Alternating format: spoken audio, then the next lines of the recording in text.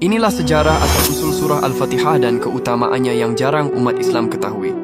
Pernahkah kalian merenungi makna di balik surah yang setiap hari kita baca dalam solat?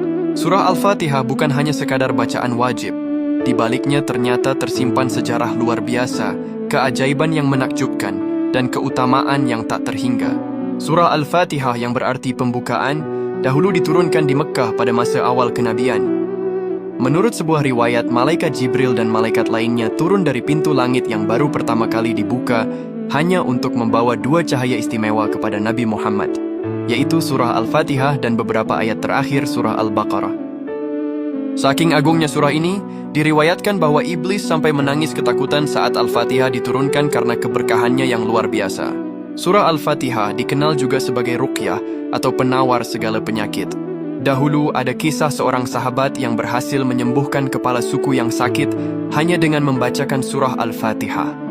Hal ini tentu menjadi bukti keajaibannya.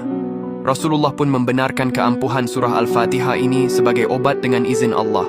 Surah Al-Fatihah adalah ringkasan dari seluruh isi Al-Quran dan kitab-kitab suci sebelumnya.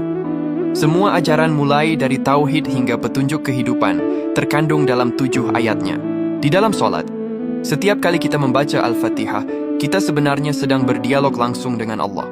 Di setiap ayat yang kita ucapkan, Allah memberikan respons yang menunjukkan betapa dekatnya hubungan antara hamba dan Sang Pencipta. Surah Al-Fatihah adalah doa yang sempurna. Di dalamnya kita memuji Allah, mengakui kebesarannya, memohon pertolongan, dan meminta petunjuk ke jalan yang lurus. Setiap keinginan dan kebutuhan hidup manusia tercakup dalam 7 ayat ini. Banyak ulama mengajarkan amalan membaca Al-Fatihah untuk melapangkan rezeki dan mengabulkan hajat.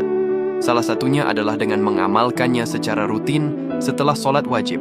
Dengan memahami dan meresapi maknanya, surah Al-Fatihah memiliki kekuatan untuk menghilangkan kesedihan, kegundahan, kegelisahan, dan ketakutan dalam diri kita.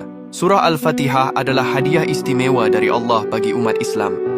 Dengan memahami sejarah dan keutamaannya, semoga kita dapat membacanya dengan lebih khusyuk dan meresapi setiap maknanya. Allahumma salli ala Sayyidina Muhammad.